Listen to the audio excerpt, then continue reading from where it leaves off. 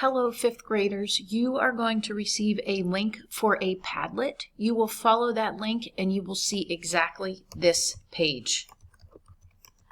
I will send you the password in the email because I don't want it public. You're going to put the password in right here and hit submit.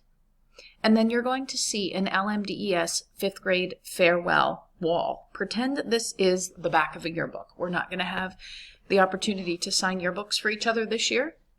And so what you can do is create a positive message to classmates as you leave LMDES, and you're going to place your comments under your class tab. You can later print this and place it in your yearbook if you would like. The way you would do that is come up to these three dots and you would say print.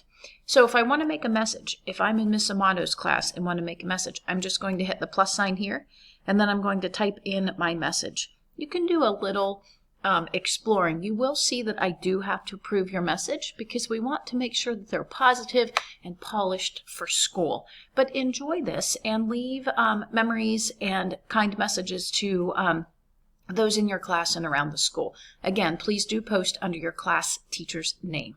Thank you so much, and I'm wishing you well.